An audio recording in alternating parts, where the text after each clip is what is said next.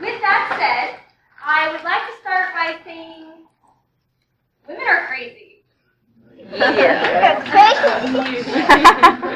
That is a very common phrase. We hear it today in television and music and advertisements and from the people around us, both men and women. We hear it said as a joke, but we also hear it as an accusation. But are women really crazy? No. I mean, sure, we cry, we scream, occasionally we even flinch. But are those actually signs of mental illness? I think we all have to say no. And yet, women can't seem to shake this word. Crazy. And what's more is that women in our society have accepted that they need to hide certain emotions and behaviors because they might be seen as crazy. The reality is that those words have meaning. They reflect something, a perception that is in our society about women. But where did it come from? Why is it a part of our culture in the first place? And more importantly, when did women begin to accept it? My novel, A White Room, is set in a time period that still affects women today. It's actually inspired by a yellow wallpaper, a short story that was written at the time in 1890. And I'd like to tell you a little bit about that story. It's about a woman who travels to a country home in order to take some time and recover from some sort of nervous complaint. Her husband is also her physician, and he has prescribed her bed rest. But it's not the kind of bed rest that you and I know of. It was basically stimulus deprivation. She couldn't do anything that would stimulate her mind. She wasn't allowed to read or write. She wasn't allowed to go visit people or have visitors come to her. She wasn't even supposed to have a meaningful conversation with her husband or her maid. All she was supposed to do was rest. And what's worse is that her husband insisted they stay in a room covered in this yellow wallpaper that she can't stand. It might not seem like a big deal, but all she had to do every single day was lay in bed and stare at this wallpaper she hated. As the summer progresses, with nothing else to do but stare at it, she starts to come up with stories about why maybe it's faded over here or ripped over there. Came up with anecdotes why it was chosen in the first place, what the room was used for before they got there. And over the summer, we also learn that our character is very frustrated, not just with her current circumstances, but also with her life in general. She's frustrated with her life and with her husband. And there are also hints that she might be frustrated with a newborn baby that's being taken care of somewhere else. But these are hints that are never actually made clear in the short story. But a lot of people think that she was actually hinting at signs of postpartum depression, which at this time is a condition that wasn't known of. It just would have been seen as insanity. But as I said, we don't know if that was actually what she was describing. But what we do know is that she was very unhappy with her life. But the thing is, she was convinced that her feelings were wrong. Society had told her they were wrong. In fact, she believed that these feelings were symptoms of the condition that she had come there to overcome. So, she submitted, and she rested. She tried her hardest to just rest and get better. But those feelings weren't going away. She wasn't getting better. The only thing she was getting was more and more obsessed with the yellow wallpaper. At night, she would sneak out of her bed while her husband slept and run her fingers along the walls, following the pattern. And she started to see them move. She started to see something, and then someone trapped behind the paper. A woman, imprisoned by the swirling designs. As the summer progresses, she gives up on getting better. She decides that she's going to pretend. She's going to hide her feelings, hide her symptoms, so her husband believes that she's recovering. But all the while, she's plotting. She's plotting a way to release the woman from behind the paper. And on the final day of their trip, while her husband is convinced that she's better and is preparing for them to leave, she locks herself in the room and she starts peeling the paper off the wall, inch by inch. And as she does so, all her feelings are coming up. And instead of rejecting them, she embraces them. She embraces her feelings about her husband and her life. And in doing so, she embraces what society has deemed as insane. She rips the paper from the walls, and she becomes the woman behind the yellow wallpaper. It's in the final moments of this story that we realize, with her circumstances, the only way this woman was ever going to be free was by going insane. When that story came out in 1890, people thought it was a Gothic ghost story. But it was really much more than that. The author, Charlotte Perkins Gilman, was a feminist, and she explained that she wrote the story in order to spread awareness about a growing nervous condition among women, a condition called hysteria. Now, hysteria was, you could say, something like what we would think of today as an emotional or a mental breakdown. But the thing about hysteria was that you could be diagnosed whether you were having emotional problems or physical problems. At this time, hysteria was becoming something of almost an epidemic among women. It was being diagnosed left and right. But doctors couldn't even decide on what exactly the symptoms were. Now, to understand this condition and how it got to this place, we have to go back to its origin, which was in ancient Greece, when the physician Hippocrates came up with the idea of the wandering womb.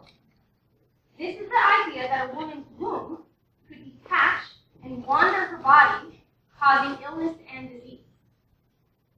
Now that sounds kind of ridiculous to us today, but this idea prevailed for centuries as an explanation for diseases of the female reproductive organs. Over time, it became a condition that was not just physical, but also emotional and mental, and it was known as hysteria. The turn of the century is also a time when psychology was born and is growing in popularity.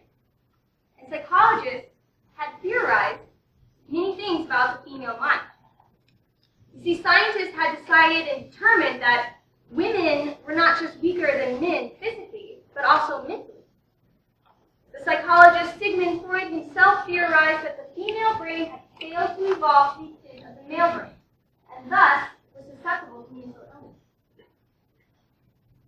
By the turn of the century, hysteria had become a catch-all diagnosis with an endless list of symptoms.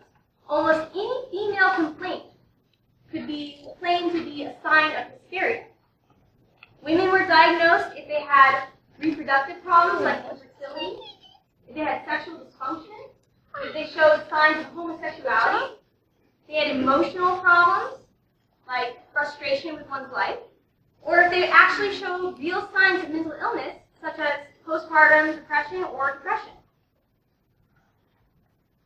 The treatments for hysteria could be mild or severe. A woman could be treated with diet and exercise, the water cure, hypnosis, genital massage, or they could be treated with severe treatments like the rest cure that we learned about in the yellow wallpaper, forced marriage and intercourse, admission into an insane asylum, or removal of the organ believed to be the cause, a procedure aptly termed hysterectomy. And as I said, women could be diagnosed and treated for this for a range of symptoms, whether they were actually having problems that required that kind of treatment. And regardless of whether the symptom was a physical one or an emotional or mental one, hysteria still held this idea that it was an emotional and mental breakdown. Maybe he doesn't like it. Now, the rise in cases of hysteria were not just due to the fact that the symptoms were so widespread in general. It was also directly related to the changing roles of women at the time. See, prior to this time, women and men had survived by segregating themselves into separate spheres. Men dominated the world of business and politics, while women dominated the home as wives, mothers, educators, and producers of essential materials like food and clothing.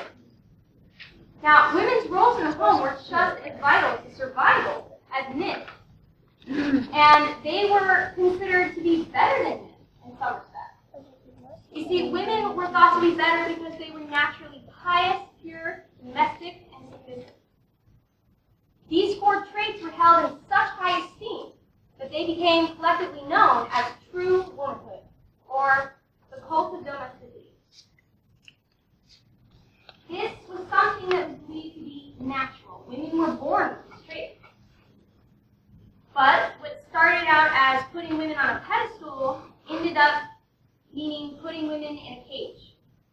You see, if it was natural for women to have these traits, then to want anything else or to express anything else would be unnatural, unhealthy, and possibly a sign of mental illness. Now, none of this was a problem prior to the turn of the century because men and women's roles were still important in their own separate spheres. But at the turn of the century, the industrial and technological revolutions were making home life easier for the middle and upper classes. They now had access to pre-manufactured goods like food and clothing. They had easier access to good schools outside of the home. And over time, women's roles were devalued, and they lacked purpose in the home. With the burgeoning middle class, because of the Industrial Revolution, more women than ever were finding themselves in what society considered the perfect life, and yet they were completely dissatisfied. But society told them this is what they should want. They had it made. This was their purpose in life. So when they found themselves unhappy, they had to ask, was something wrong with them? And science and medicine and psychology was there to say, yes, you have hysteria. This is just like the character in the yellow wallpaper who was frustrated with her circumstances, frustrated with her life, but convinced that those feelings were signs of the mental illness she was trying to overcome. Historians now know that many of the women diagnosed with hysteria were actually suffering from simple dissatisfaction with their lives. Many of the women showing signs of sexual dysfunction were dissatisfied with their marriages. Others were truly depressed because they were stuck in this life and they had no way out. And whether they were diagnosed for a physical reason or a mental reason, they could be treated with anything from diet and exercise to a medical surgery in order to remove the organ that made them female. See, after centuries of associating the female reproductive organ with disease and illness, and after science had determined that women were weak mentally, and after psychologists had diagnosed droves of women with this hysteria, with these breakdowns, women just began to become known as prone and susceptible to mental illness. Many of the natural feelings and behaviors that women have became stigmatized as signs of weakness and insanity. Now, in the first 20 years of the 20th century, women overcame so much. They gained the right to vote. They started living and working outside of the home. But they couldn't overcome this idea because it was a perception that was ingrained in society. It was out in the culture. It was out in their entertainment and their music and their advertising. It was all around them. And it continued to affect them. In fact, hysteria continued to be a diagnosis among women up into the 1950s and 1960s. The feeling of being obligated to the home, despite lacking purpose, was such a major problem in the 1950s and 60s that it became the focus of Benny Friedan's 1963 feminist piece. These accusations that women were mentally weaker were there in the 1970s during the feminist movement to ratify the Equal Rights Amendment. And it was there during the growth of the professional female workforce and military in the 1980s and 1990s. After a second turn of the century, over 100 years later, in the 21st century, we've just accepted it. Women are crazy. The thing is, those words have meaning. They reflect a very real perception in our society that still affects women today. It is the truth that is behind the humor. It is the weapon in a debate, and it is the reason that women, modern-day women, have accepted that they need to hide their feelings and emotions and behaviors because they might be seen as weak or crazy. So the next time you hear somebody say, women are crazy, think about this history and where it came from. And ask yourself if you are going to be one of the people